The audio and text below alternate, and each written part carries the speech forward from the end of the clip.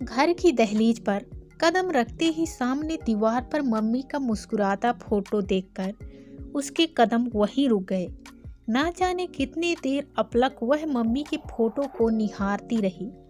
दीदी अब अंदर भी चलो, कब तक दरवाजे के बाहर खड़ी रहोगी?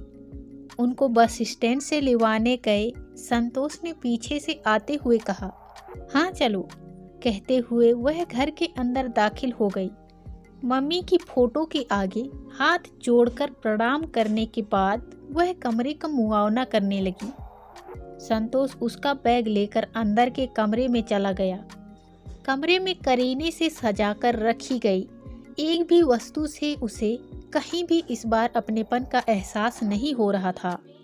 इस कमरे में दीवार पर लगी मम्मी की फोटो के अतिरिक्त उसे सब कुछ अपरिचित सा दिखाई दे रहा था। 9 महीनों में पूरे घर की साज सज्जा ही बदल चुकी थी।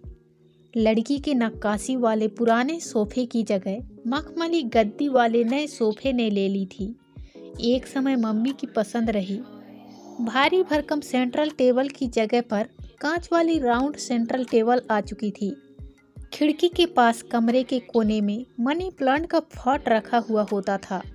वह उसे कहीं दिखाई नहीं दे रहा था। मम्मी ने कई वर्षों तक जन्नत कर उसे सहेज कर रखा हुआ था। उसे अब भी याद है कि सुबह हाथ में चाय का प्याला लेने के साथ ही मम्मी मनी प्लांट को पानी देना कभी नहीं भूलती थी। तभी संतोष की पत्नी रेखा पानी का गिलास लेकर बाहर के कमरे में आई। आप खड़ी क्यों हैं? बैठिए न दीदी। बस यूं ही कमरे की सजावट देख रही थी। पानी का गिलास हाथ में लेते हुए उसने अनमने भाव से कहा, पसंद आया ना आपको? सारी चीज़ें मेरी पसंद की है। आपके भाई को तो इन सब बातों में कुछ सोचता ही नहीं। रेखा ने मुस्कुराते हुए कहा। अच्छा है, बुझे स्वर में उत्तर देते हुए वह अंदर की ओर जाने लगी। उसके कदम अपने आप ही मम्मी जिस कमरे में सोती थी उस ओर बढ़ गए। तभी पीछे से रेखा की आवाज़ सुनकर वह रुक गई। दीदी उधर नहीं, इधर। सासू माँ के जाने के बाद अब वह कमरा सम्मू का है। आपका सामान इधर दूसरे कमरे में रखा है। मम्मी और उसकी कई कही और अनकही बातों का साक्षी था वह कमरा।